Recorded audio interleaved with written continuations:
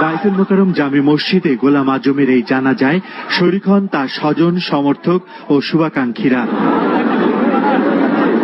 মসজিদের উত্তর গেট এবং দক্ষিণ গেটের সামনে পুরো রাস্তায় মানুষে ভরে যায়।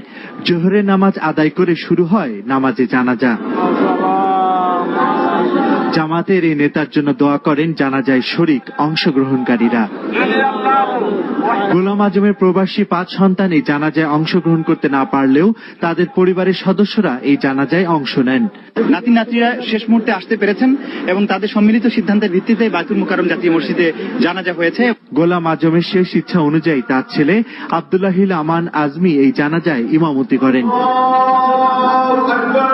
তার 5 প্রবাসী ভাই ভিসা না পাওয়ার জন্য জানাজায় অংশ নিতে পারেননি বলে জানান তিনি। এই শেষ ইচ্ছা হচ্ছে ওনার এর আগের ইচ্ছা ছিল আমার বড় ভাই, আমার পরিবারের পক্ষ থেকে আমার বড় ভাইয়ের পরিবর্তে আমি করেছি এবং আমি আমার বাবাকে এটাও জানিয়েছি যে ওই দুজন কারাবন্দী আমি জানাজা পড়াবো এবং বাবা তখন মাথা নাড়িয়ে সম্মতি দিয়েছেন। সুতরাং ওনার শেষ ইচ্ছা মাথা দিয়ে উনি সম্মতি দিয়ে এবং প্রাথমিক পর্যায়ে উনি যে আমার বড় ভাইয়ের ব্যাপারে সিদ্ধান্ত দিয়েছিলেন সেটার সাথে এটা পরিবারের সিদ্ধান্ত নিয়ে এটা চূড়ান্ত হয়ে আমরা জেনেছি যে তাদেরকে ওনারা তো সবাই ব্রিটিশ পাসপোর্টধারীদের বাংলাদেশে আসতে হলে নো ভিসা রিকোয়ার্ড সিল লাগে। আমরা জানতে পেরেছি যে ওনাদেরকে ওখান থেকে বাংলাদেশ দূতাবাস ওনাদের ভিসা দিতে অস্বীকার করেছিল।